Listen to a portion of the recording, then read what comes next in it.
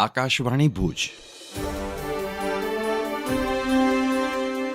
પ્રસ્તુત છે અખબારોની હેડલાઇન્સનો કાર્યક્રમ હેવર હેવર.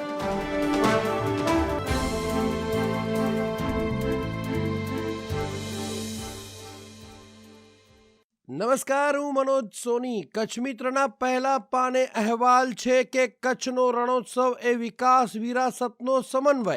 ધોરડો ખાતે રણોત્સવ 2024ને વિધિવત ખુલ્લો મૂકતા મુખ્યમંત્રી શ્રી ભૂપેન્દ્રભાઈ પટેલ રણોત્સવ થીમ આધારિત ખાસ પોસ્ટલ કવરનું વિમોચન કરવામાં આવ્યું. કચ્છની સંસ્કૃતિને ઉજાગર કરતા સાંસ્કૃતિક કાર્યક્રમે ઉપસ્થિતોને મંત્રમુગ્ધ કર્યા. પ્રવાસન મંત્રી મુળુભાઈ બેરા, સાંસદ, ધારાસભ્યો સહિત મહાનુભાવોની ઉપસ્થિતિ.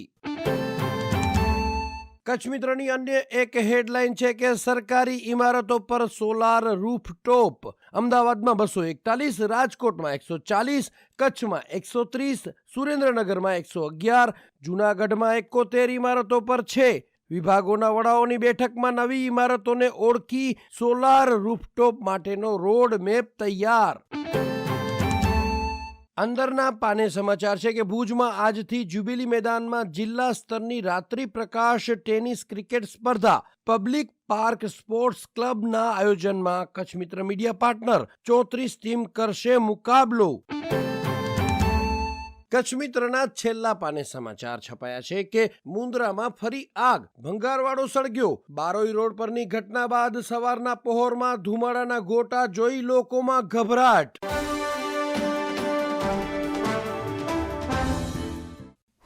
અમી કારિયા. દિવ્ય ભાસ્કરના ભુજ ફ્રન્ટ પેજ પર આજની હેડલાઇન છે: કૃષ્ણાજી પુલની ફાઇલ હજુ ગાંધીનગરમાં વહીવટ પ્રક્રિયામાં. પુનઃનિર્માણ માટે ભુજ પાલિકા રાજકોટ સ્થિત RCM માંથી તમામ કોઠા પાર કર્યા બાદની સ્થિતિ. અન્ય એક હેડલાઇન છે: રક્ષક વન ખાતે સોવેનિયર શોપ અને કેન્ટીનનું ઉદ્ઘાટન. પર્યટકોને હવે રક્ષક વનમાં ગરમ નાસ્તો અને હસ્તકળાની વસ્તુઓ પણ મળશે.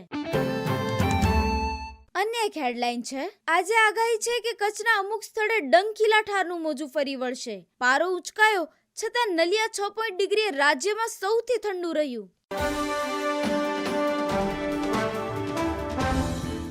હું ધારા અધિકારી.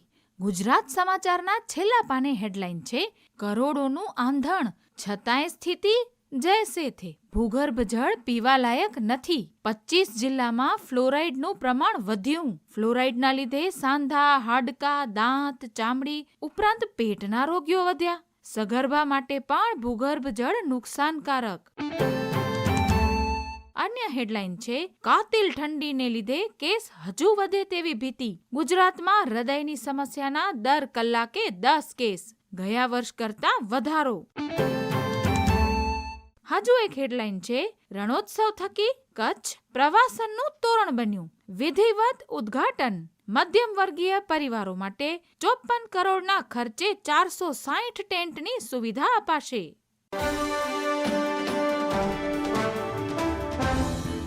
હું અમી કારિયા. સંદેશના અંદરના પાને આજની હેડલાઇન છે: વન નેશન વન ઇલેક્શન. વિધેયકને સોમવારે લોકસભામાં રજૂ નહીં કરાય. આ સપ્તાહમાં જ બિલ રજૂ કરાઈ શકે. સંસદનું શિયાળુ સત્ર 20 ડિસેમ્બરે પૂરું થશે.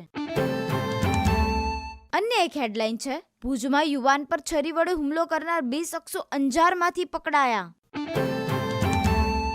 અન્ય એક સમાચાર છે: નખત્રાણા તાલુકાના ખેડૂતોએ મુખ્યમંત્રી સાથે કર્યો સંવાદ. તાલુકાના ઓર્ગેનિક ખેતીના સારા પરિણામ. તાલુકાના ખેડૂતોએ ઓર્ગેનિક ફૂડ આપીને મુખ્યમંત્રીનું કર્યું સન્માન. હું નીરજ મચ્છર. આભાર ગુજરાત સરકાર, અમારા રાજુને ગૌરવ પુરસ્કાર. દિવ્ય ભાસ્કરના સમાચાર. ગુજરાત રાજ્ય સંગીત નાટક અકાદમી ગાંધીનગર દ્વારા સંગીત, નૃત્ય અને લોકકલા ક્ષેત્રે નોંધપાત્ર પ્રદાન આપનાર કલાકારો માટે ગૌરવ પુરસ્કાર. કુલ 15 કલાકારોને કરાયા પસંદ. એમાંથી આકાશવાણીમાં 1992 થી ઉદ્ઘોષક, અનેક નાટકો અને સિરિયલ, ફિલ્મ્સમાં કામ કરનારા રાજુ યાજ્ઞિક.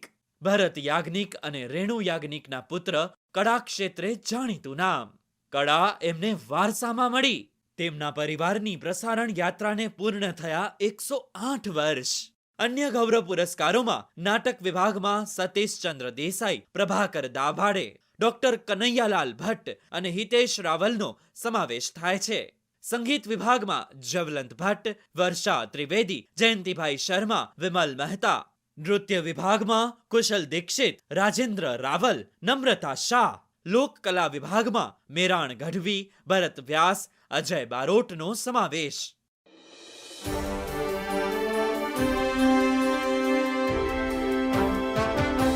અખબારોની હેડલાઇન્સનો કાર્યક્રમ હેવર હેવર